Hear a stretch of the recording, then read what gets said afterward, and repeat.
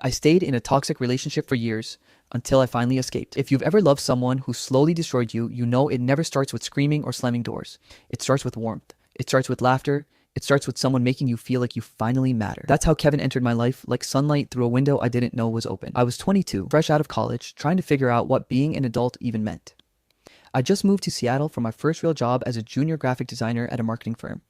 My apartment was small, my furniture was mismatched, and my confidence was paper thin.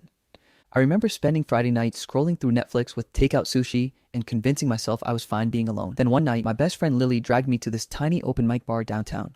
"You've been working yourself to death," she said. "You need to breathe, Mariah." That's where I saw him. Kevin Miles, 24, musician, the kind of guy who looks like he walked straight out of a coming-of-age film, messy brown hair, leather jacket, chipped guitar pick necklace, and a smile that could make a nun second-guess her vows. When he sang, the room disappeared. I swear, I didn't even notice people moving around me. He wasn't just performing, he was feeling. And when his eyes met mine for half a second, it felt like he was singing to me. It's so embarrassing to admit this now, but I had one of those cliche movie moments where everything just froze. After the show, he came over to the bar, ordered a whiskey, and said, "You look like you were somewhere else when I was playing. Where'd you go?" And just like that, I was gone, falling for a stranger with a guitar and a story behind every smirk. For the first few weeks, it felt like magic. We texted nonstop, stayed up until 3 a.m. talking about music and childhood dreams. He'd pick me up after work just to kidnap me for a late night drive. We'd grab milkshakes and sit on the hood of his old blue Mustang, staring at the city lights while he hummed unfinished songs. He said things like, "You make me feel calm, Mariah. I've never met someone who gets me. It's us against the world." I ate it up, every word. Kevin was the kind of guy who made ordinary things feel cinematic. Grocery shopping became a mini adventure. Rainy walks felt poetic. He'd leave notes in my purse that said things like, "You're my favorite thought," or "Don't forget to smile, sunshine." I remember thinking, finally, this is what love is supposed to feel like. The first sign was so small I almost missed it. It was maybe 3 months in. I told him I was meeting Lily for dinner after work. He got quiet. Not angry, just quiet. Then he said, "Oh, I thought we'd spend the evening together, but it's fine. I just thought you liked hanging out with me." He smiled when he said it, but something in his tone stung. I remember feeling guilty for wanting to see my best friend. So I canceled on Lily. Told her I wasn't feeling well. Kevin smiled, pulled me in for a hug, and said, "That's my girl." At the time, it didn't feel wrong. It felt like love, like I was choosing us. Things moved fast. By month 6, Kevin was practically living at my place. He said his apartment was too noisy and my place felt like home. He'd leave his guitar by the couch, his hoodie on the chair, his shampoo in my shower. And every time I'd find his stuff scattered around, I'd smile. It felt romantic, like we were merging lives. But slowly, little things started to shift. He'd tease me for the shows I watched. "You're seriously watching The Bachelor? I didn't know you were that kind of girl." He'd joke about how I dressed. "You don't need to wear that much makeup, babe. You're naturally beautiful. Don't be like those Instagram girls." He'd get moody when I posted selfies with friends. "You don't need validation from strangers, do you?" He always said it with a laugh, like he was being playful and I'd laugh along. I told myself he was just protective. That's what love looks like, right? Someone who cares enough to notice. I didn't realize it yet, but every joke was a little cut small enough to ignore but deep enough to scar over time. The first fight we ever had was about something stupid. I'd been working late and Kevin showed up to my apartment unexpectedly. I was still on a video call with my manager, so I mouthed, "Give me 5 minutes." He rolled his eyes and sat down. When I finished, I apologized, but he said, "It's fine. I just didn't know your job was more important than me." I laughed it off. "You're being dramatic." He stood up, grabbed his jacket, and said, "I guess I'll just let you and your boss have fun then." I was stunned. "Kevin, what are you talking about?" He just shook his head and left. He didn't text me for 2 days. I cried both nights, convinced I'd done something wrong. When he finally came back, he looked sad, like I had hurt him. He said, "I just felt like you didn't care. I missed you, but I shouldn't have walked out. I'm sorry." And I actually apologized back. That's how it started. Him breaking something and me picking up the pieces. Over the next year, he became the center of my world. Not because he forced me to make him one, but because I let him. He'd say things like, "I don't need anyone but you. You're the only person who truly understands me. I'd fall apart without you." And every time he said it, I felt needed, special. But somewhere in all those declarations, I stopped calling my mom as often. Stopped seeing Lily, stopped painting, stopped journaling. My life started shrinking to the size of Kevin. We had these moments, the moments that made me believe everything was okay. Like the time I had a terrible day at work and came home to find Kevin cooking dinner in my kitchen, wearing a ridiculous apron that said, "Kiss the chef." He played our song, pulled me close, and said, "You're my favorite person in the world. You know that?" And for a while, that erased everything. The jealousy, the mood swings, the guilt trips. Because every time things got bad, he'd turn around and do something sweet that made me forget. He'd buy flowers, write songs about me, hold me while I cried the same tears he caused. I used to tell myself, if he didn't care, he wouldn't try to make it right. But there were cracks showing, ones I pretended not to see. He didn't like my coworkers, especially the men. He'd make comments like, Tom has a thing for you, right? I just don't want you getting too close to people who don't respect our relationship. At first it sounded protective. Later it felt suffocating. He'd get angry if I didn't text him back fast enough. You always have your phone on you, Mariah. What's really going on? He'd accuse me of changing. You used to be fun. You used to care more about us. Every argument ended the same way, me crying, him silent, and then him saying, see, you're too emotional. That's the problem. I started believing it. There was one night, the night I think something inside me started to shift, when we went to a party at one of his friends' apartments. I wore a red dress Kevin had once said he loved, but that night when I walked out, he frowned. You're wearing that? My stomach dropped. What's wrong with it? He sighed. Nothing. I just didn't know you wanted that much attention. I ended up changing into jeans and a sweater. At the party, he ignored me most of the night. Flirted with another girl, one of his musician friends, right in front of me. When I brought it up later, he said, you're overreacting. We were just talking. You're always so insecure. I remember lying in bed beside him, staring at the ceiling, feeling this cold, empty ache I couldn't name. But when he rolled over, kissed my shoulder, and whispered, don't ever leave me, okay? I whispered back, I won't. Because back then, I still believed love meant staying. The irony is, I thought I was a strong one. My friends used to tell me I was grounded, independent, self-aware. But Kevin chipped away at that, piece by piece, so quietly I didn't notice. He didn't scream. He didn't hit. He just rearranged my world until he was at the center and everything else blurred out. He'd say things like, no one will ever love you like I do. We're soulmates, Mariah. You and me forever. And I believed it, because I wanted to believe that something so intense had to be real. But now, looking back, I can see how it really was. Love that looked like safety but felt like walking on thin ice. I didn't realize how isolated I'd become until one afternoon, Lily texted me out of the blue. Hey stranger, are you alive? I laughed when I saw it, but then I scrolled up and realized I hadn't replied to her messages in months. When I mentioned meeting her for coffee, Kevin said, Lily doesn't really get us. She's always been kind of jealous, hasn't she? It sounded innocent enough, but the next time Lily texted, I hesitated before replying. And that's how it went. One by one, my connections faded. I wish I could say I noticed what was happening, that I fought back or saw the signs, but I didn't. Because when you love someone like Kevin, someone who makes you feel seen and invisible at the same time, you learn to doubt yourself before you doubt them. I told myself he was just passionate, that his jealousy meant he cared, that his moods were temporary. And I held on to the version of him I met at the bar, the one who sang with his eyes closed, and made me believe I was worth a song. But that version of him wasn't real. Or maybe it was, once. But somewhere along the way, it got buried under control. Insecurity and manipulation dressed up as love. When I think about that time now, it's strange, like watching a movie I used to love but can't remember why. Back then, I thought I had everything. A man who loved me, a future that felt certain, but really I was just drifting further away from myself. And the scariest part? I didn't even see it happening. You don't wake up one morning and realize you're living in a nightmare. You just start noticing how quiet your laughter has become, how you flinch when you hear his footsteps, how your reflection looks more tired every day, not because of work or life, but because of him. That's how it was with Kevin. By the time our relationship hit the 3-year mark, I wasn't the girl who fell for a boy with a guitar anymore. I was the girl who checked her tone before speaking. The girl who rehearsed sentences in her head before saying them out loud. The girl who felt a weird, heavy knot in her stomach every time her phone buzzed. Because if it wasn't Kevin texting, he'd ask, who was that? I used to think love meant comfort. With him, love meant anxiety. I remember one morning vividly. I was getting ready for work, hair half straightened, coffee going cold on the counter, when Kevin came up behind me. He wrapped his arms around my waist, kissed my neck, and said, you're beautiful. It should have felt nice, but there was an edge to it, the kind that makes your spine tense. Then he looked at my outfit, just a blouse and black pants, and said, that's kind of tight for work, isn't it? I froze, mascara wand halfway to my lashes. It's literally business casual, Kev, he smirked. Yeah, I just don't get why you always dress up that much for your male coworkers. My stomach dropped. What are you talking about? Nothing, he said with that passive-aggressive shrug I'd grown to hate. Just making an observation. He walked out of the room, leaving me staring at myself in the mirror, doubting my outfit, my choices, even my own reflection. That's what he was good at, making me question myself so subtly that I thought I was the problem. Over time, I stopped fighting back, because every time I did, it turned into a lecture, not a screaming match, but something worse. He'd tilt his head, sigh, and say things like, you always twist my words, Mariah. You make things up in your head. You're being too sensitive again. And when I tried to defend myself, he'd go quiet, just silent. No yelling, no emotion, just stone-faced detachment that lasted for hours, sometimes days. That silence was torture. It made me feel like I didn't exist. So I started apologizing for things I didn't even do. I started saying sorry just to break the tension. I started shrinking myself to keep the peace. If you've never been in a relationship like that, it's hard to understand. But if you have, you know it's not the fights that kill you. It's the constant low-level fear of the next one. One night, after a particularly rough argument about, I kid you not me, liking a coworker's LinkedIn post, I ended up crying in the shower so he wouldn't hear me. He told me, I'm not mad you liked his post. I'm mad that you're so naive. You don't see how men think. He said it like he was protecting me, like he was smarter, wiser, better.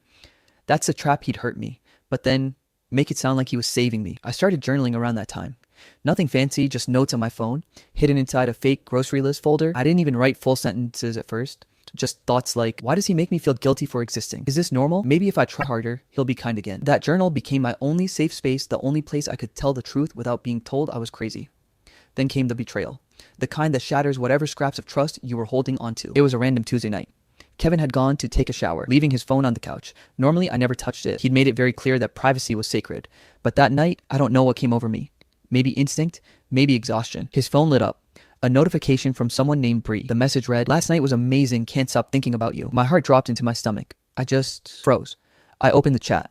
There were dozens of messages, flirty ones, pictures, plans to meet again. I felt like the air had been punched out of me. 5 years of "you're my everything" turned into a cruel joke on one glowing screen. When he came out of the shower, towel around his waist, humming like nothing was wrong, I just stood there, phone in hand, shaking. "Who's Bree?" I asked quietly. He froze. His eyes flicked to the phone, then to me, and for a split second I saw panic, but it disappeared fast, replaced by that infuriating calm. "Why are you going through my phone, Mariah?" he said. My throat closed. "That's your response? You've been texting another woman." He crossed his arms. "I can't believe this. You invade my privacy, then accuse me of something? You're unbelievable." I just stared at him. "I saw the messages, Kevin. Don't gaslight me." He laughed this low, bitter laugh. "You think a few texts mean anything? You're paranoid. You always look for reasons to play the victim." And just like that, he flipped it. By the end of the night, I was the one apologizing for overreacting. He said he was just helping a friend with the music stuff. He said I twisted everything. And I believed him. Or maybe I just needed to. Because admitting the truth would mean admitting I'd wasted years of my life. The days that followed were hell. I stopped sleeping. I'd wake up at 3 a.m., staring at the ceiling, trying to make sense of things. Every time I looked at him, I felt sick. But every time I tried to leave, he'd say something that pulled me back. "I'm sorry, okay? I love you. You just make me crazy sometimes. I can't lose you. I'll do better." He'd cry and I'd break. Because even after everything, I still loved him, or maybe I loved the memory of who he used to be. Lily tried to talk to me again. She showed up at my apartment one Saturday with takeout and concern written all over her face. "Mariah," she said gently, "you're not the same person. You don't laugh anymore. You barely talk. He's changing you." I brushed her off. "You don't understand him, Lily. He's just been stressed lately." She sighed. "That's not stress. That's manipulation." I snapped. "You're just jealous because you're single." The second it left my mouth, I regretted it. But Lily just looked at me with this heartbreaking sadness. "Call me when you remember who you are," she said and walked out. That night, Kevin found out we'd met. He smirked and said, "Told you she never liked me. She just wants to ruin what we have." And I believed him. Again. By then, I was walking on eggshells every single day. If he came home in a bad mood, I'd freeze. If he was quiet, I'd panic. If he was sweet, I'd hold my breath, praying it would last. I started tracking his moods like weather patterns, unpredictable storms with no forecast. Sometimes he'd wake me up with breakfast in bed, call me his sunshine, tell me he couldn't live without me. Other days, he'd accuse me of cheating, insult my friend, or go completely silent for hours. Every time I thought about leaving, I'd hear his voice in my head. "You'll never find someone who loves you like I do." And that sentence became a prison. Work became my only escape, but even that started slipping. He'd text constantly during the day. "Where are you? Why aren't you replying? Who are you with?" If I didn't respond fast enough, he'd show up at my office to surprise me. My coworkers thought it was romantic. I knew it was surveillance. One night, after another fight, I can't even remember the reason for, I locked myself in the bathroom just to breathe. He kept knocking.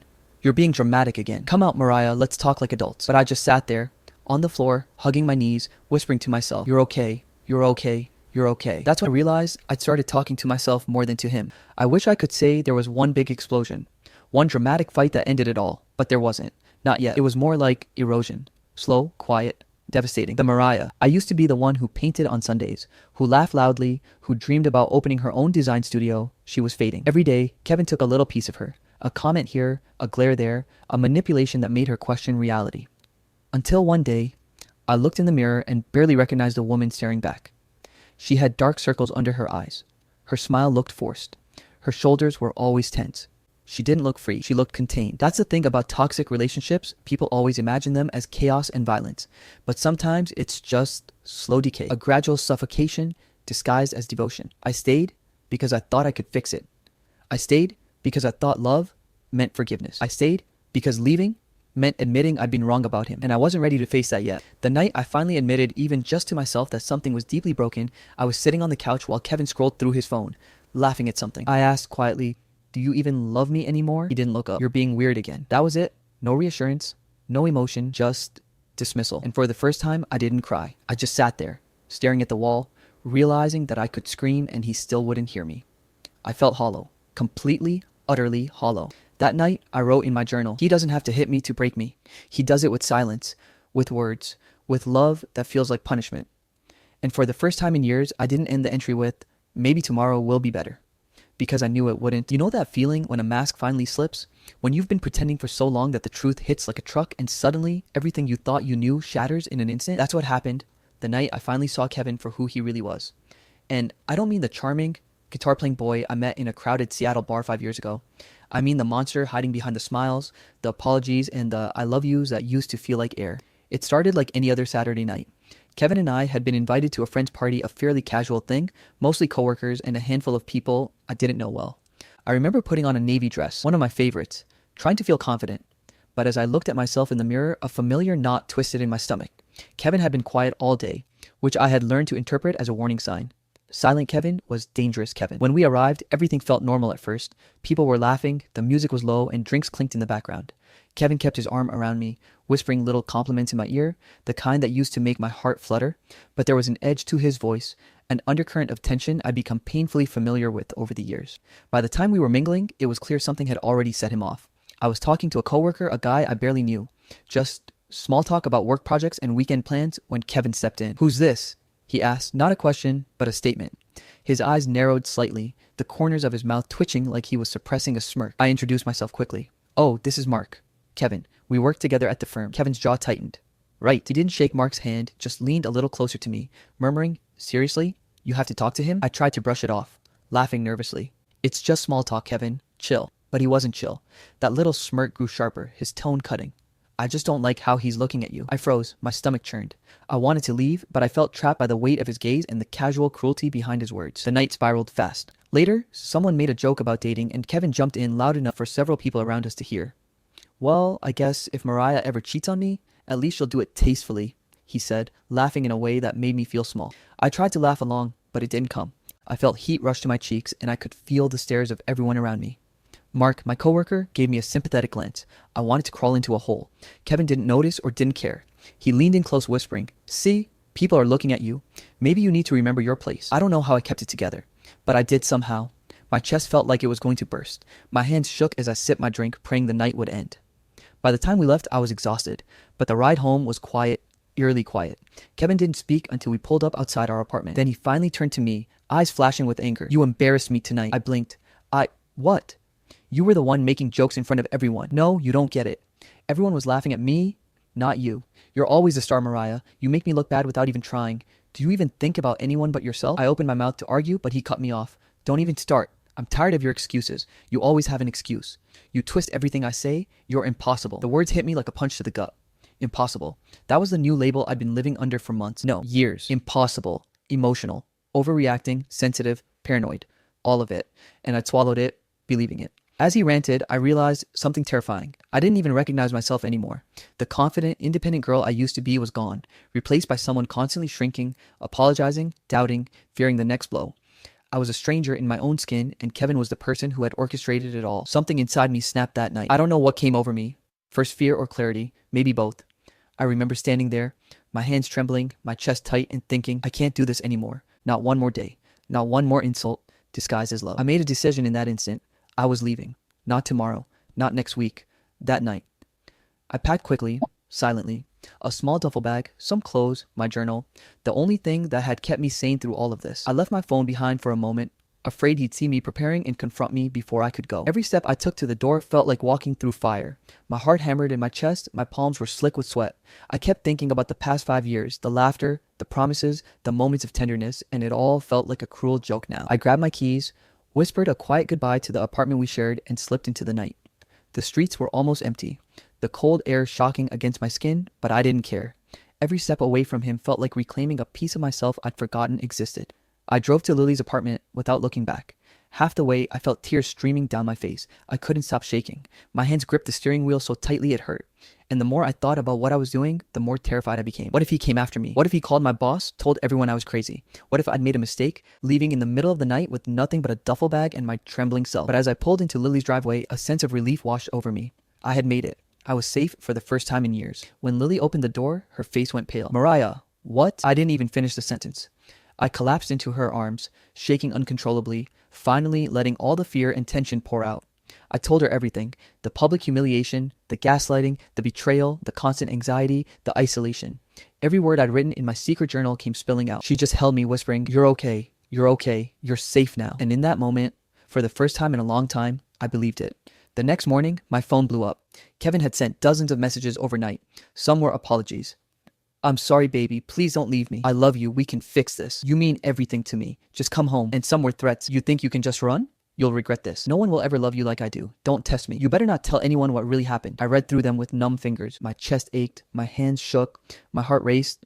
But I didn't respond. I couldn't. Finally, after scrolling through everything and seeing the same manipulations, the same emotional traps he had laid for years, I made a choice. I blocked him. All calls, all messages, all social media, gone. I felt a strange combination of relief and grief. Relief because I had finally done it, finally taken the step to protect myself. Grief because the person I had loved, the person I'd given everything to, was truly gone. And more than that, grief for myself, for the years I had allowed someone to diminish me so completely. Sitting on Lily's couch later that morning, wrapped in a blanket, I realized something else. I was terrified. Not because of Kevin anymore, but because I had no idea who I was without him. I'd spent so long shrinking, apologizing, and surviving his moods that I didn't know what the real Mariah looked like. I had spent 5 years being someone else's version of a girlfriend. Now I had to rediscover myself from scratch. And yet, despite the fear, I felt something I hadn't felt in years. Freedom. I remember thinking as I sipped my coffee, hands trembling slightly, that this was the beginning of the rest of my life. The monster I had lived with for half a decade had been unmasked, and I had walked away. For the first time in years, I was breathing again. And even though I was emotionally wrecked, even though I felt hollow and fragile, I knew I was finally alive. I had escaped, and that was everything. I wish I could say that walking out that night was the hardest part. It wasn't. The hardest part was realizing that leaving Kevin didn't magically erase the years I'd spent shrinking myself, doubting my every thought, and letting someone else dictate my worth.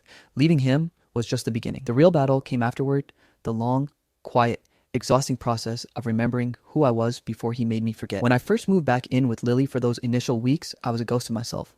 I slept poorly, skipped meals, and spent hours staring at the ceiling, reliving every cruel joke, every sharp word, every subtle cut disguised as care. I kept my duffel bag unpacked as if I might have to flee again at a moment's notice. I wrote everything in my journal, not for anyone to read, just to convince myself that my thoughts, my feelings were valid, that I existed. Lily didn't push. She just sat with me, made me tea, reminded me to breathe. At first I hated it. I hated needing her, hated how fragile I felt, hated how small the world seemed without Kevin orchestrating every corner of it. But slowly, her patience became a balm.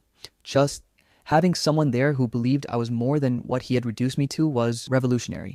Therapy was another step. I remember walking into the office of Dr. Patel, clutching my journal like a shield, my hands shaking, my stomach in knots. I wasn't sure if I wanted her to fix me or if I even believed I could be fixed. "You've been through a lot," she said gently, not even looking at my trembling hands. "The first step is just noticing that. The rest comes after." I cried in her office for the first session, and not in those polite little tears you sometimes give in public. I mean deep, racking sobs that made my chest ache and my eyes swell. She didn't judge. She didn't talk over me. She just let me release years of pain that had been packed away, waiting for the night I finally escaped. Over the next few months, therapy became my safe place. I learned the language to describe what I lived through.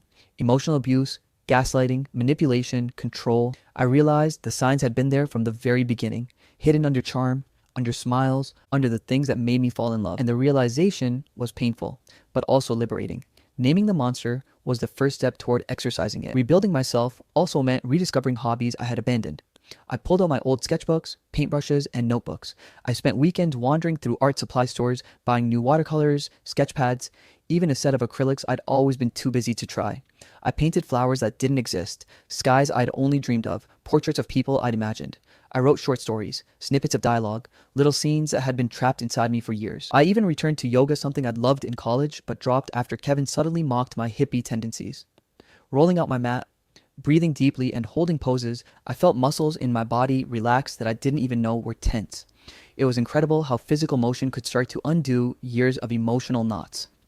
Family, too, became central to my healing. I hadn't spoken to my parents much during my relationship, mostly because I didn't want Kevin's commentary or judgment in our interactions. But slowly, I started reaching out short texts at first, tentative phone calls, then actual visits. My mom cried when she hugged me. "I didn't realize how much you were hurting," she said softly. I had spent so long believing I was alone that I had to protect myself from the world. And yet, there they were, offering unconditional support I hadn't realized I'd missed. New friendships followed. I joined a local book club and met women who were funny, sharp, and unapologetically themselves. They didn't gaslight me, they didn't belittle me, and they didn't make me shrink. We shared coffee, laughter, sometimes tears, and for the first time in years, I felt seen without having to perform, without having to justify my existence. Dating again wasn't on my mind. Honestly, I wasn't ready. I wanted to learn to sit in my own skin, to enjoy my own company, to feel whole on my own. Kevin had made me believe I couldn't live without someone else's approval, and unlearning that took time. But little by little, I started noticing the subtle joys of being me again. Walking through the park without worrying what someone might think. Choosing what to wear because I liked it, not because it would make him happy. Laughing at jokes without measuring my reaction to avoid setting him off. Boundaries became my new mantra. I learned to say no without guilt, to disconnect from conversations that made me uncomfortable, to protect my emotional space fiercely. The first time I told someone, a coworker, that I couldn't answer messages after 9 p.m., I felt a pang of fear. What if they thought I was rude? But then I realized, no, protecting myself is not rude, it's necessary. And with every boundary I set, the cage Kevin had built around me in his absence started to crumble. One day, a friend sent me a link to a women's support forum framed like a Reddit thread where women shared their experiences with toxic relationships. I hesitated. Part of me didn't want to relive it, didn't want anyone else to know the dark corners of my life. But another part, the part that had survived 5 years of gaslighting and betrayal, whispered, "It's time. Your story can help someone else." I spent hours typing, deleting and retyping my post. I poured everything out: the early charm, the slow manipulation, the betrayal, the gaslighting, the isolation, and finally, my escape. My fingers trembled as I hit post, but when I read the first responses, my breath caught. Women, strangers, writing back that they had lived through similar things, that they recognized the signs, that they were inspired by my courage to leave. For the first time, I felt like my experience had a purpose. I was not just a survivor, I could be a guide, a voice, a beacon for someone else trapped in silence. Months passed, life settled into a new rhythm. I still had bad days, of course. Memories of Kevin would surface unexpectedly, a phrase, a song, the smell of cologne that reminded me of him. But each time I reminded myself, I am not that girl anymore. That girl had been lost. Yes, but I had found her again. And this version of me, she was stronger, wiser, and unshakably hers. Then one evening, months after I left, my phone buzzed. "Kevin?" I stared at the screen, heart racing, and opened the message. "Mariah, please, I've changed. I can't live without you. Let's talk." I laughed, a bitter, incredulous laugh that echoed in the empty apartment. Another text followed. "I know you hate me, but I love you. I promise I'll never hurt you again. And then, if you don't answer, you'll regret it." I didn't respond. I didn't even hesitate. I deleted the messages, blocked the number, blocked social media, and exhaled a long, deep, steady exhale I didn't realize I had been holding for years. I didn't need closure from him. I had found it within myself. That night, I sat at my desk with a journal, pen in hand, and wrote, "I used to think love was holding on. Turns out, real love begins when you finally let go." I smiled softly, a full, unforced smile, one that didn't feel like it belonged to someone else. It belonged to me, because that's what healing felt like. Messy, slow, and sometimes painful, but also liberating, beautiful, and entirely mine. I had left Kevin. I had left the fear, the manipulation, and the control, and I had come back to myself. The girl I left behind was gone, but the girl who emerged in her place, she was unstoppable. The journey wasn't over, probably never really is, but for the first time in years, I felt peace. Not the hollow, temporary kind he had offered, not the manipulative love that masked control as care. True peace. And I knew, finally, that no one could take it from me. Alright, that's it for today. I hope you enjoyed the story. We have so many more amazing stories coming your way, so make sure you hit that subscribe button. Our goal is to reach 100K subscribers by the end of this year, and we'd love for you to be part of this journey. Thanks for watching, and I'll see you in the next story.